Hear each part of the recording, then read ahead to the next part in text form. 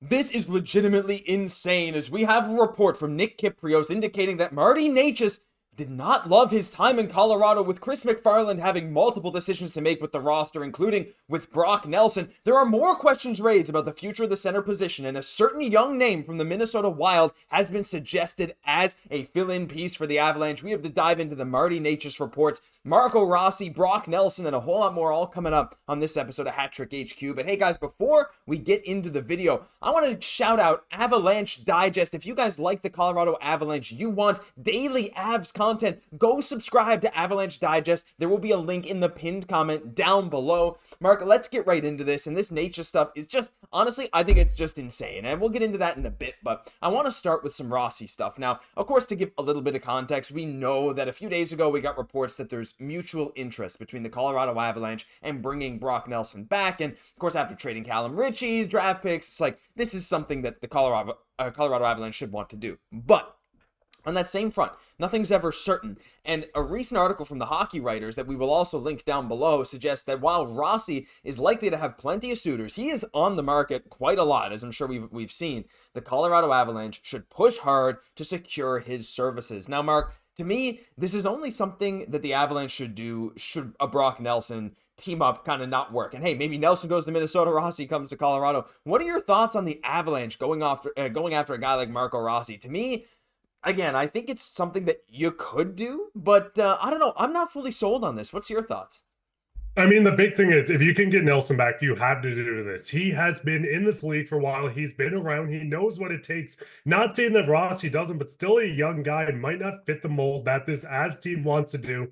Giving up Callum Ritchie, giving up draft capital to bring in Brock Nelson. If he walks and then you give up more capital to bring in a young Rossi that you still need to sign that's going to eat up a lot of your cap space, that seems like bad asset management and kind of could turn some frowns on fans when it comes to the management. Listen, Rossi is a great player. We've seen him put up 60 points. We know he played a lot of fourth line minutes in Minnesota. That's not a great look, but he still produced and did it, Josh.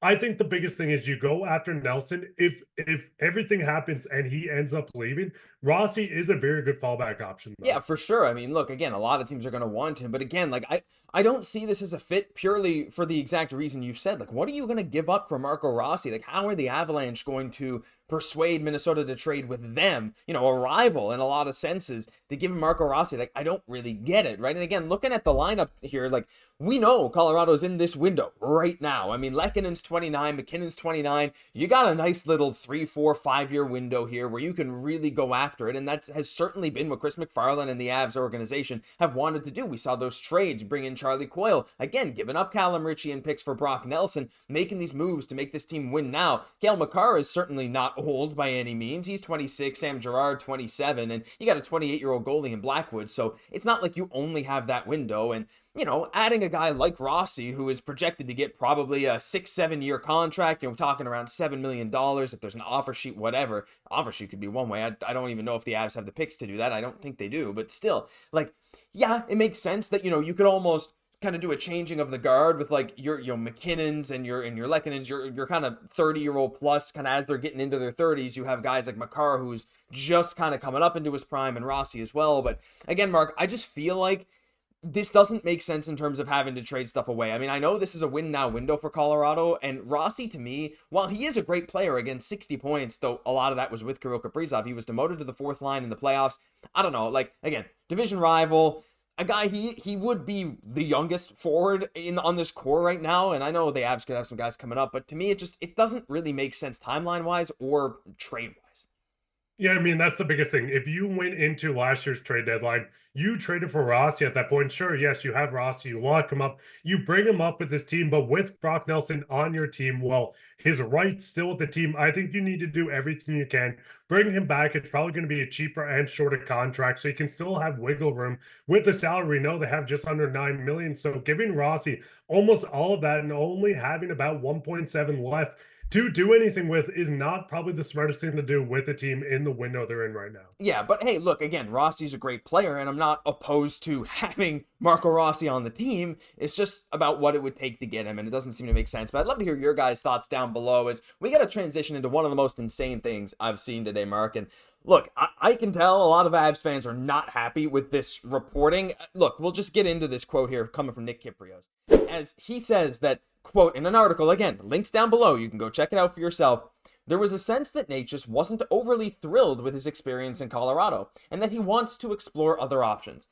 Sense from who, Nick? I don't know. Like, this to me is nuts. Now, again, Nick Kypreos, he's the same one who said that Rantanen wanted to shove it down Colorado's throats. Rantanen came out and spoke against that. To me, Mark, this is like, I don't know. Like, it's hard to just, like, part of me wants to say, look, he didn't just say this for no reason. Then again, Kypreos has said other things that have come out as to be false in the past. But if we take this at face value, first of all, I don't get it. He's playing a ton with Nathan MacKinnon. He's 26 years old. But at the end of the day, there is a lot of talk about Martin Necas kind of in the Twitter sphere kind of all around because he is a UFA after this year, just straight up an unrestricted free agent. And if there's even any indication that he doesn't want Colorado to be his home long term, could they maybe move him?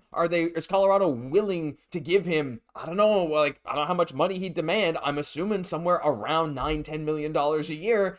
Is that worth it for a guy like Martin Necas? Mark, what do you make of this whole situation? Because honestly, if Martin Necas is even not even unhappy, just doesn't see Colorado as a long-term home, this kind of throws a wrench into some plans here.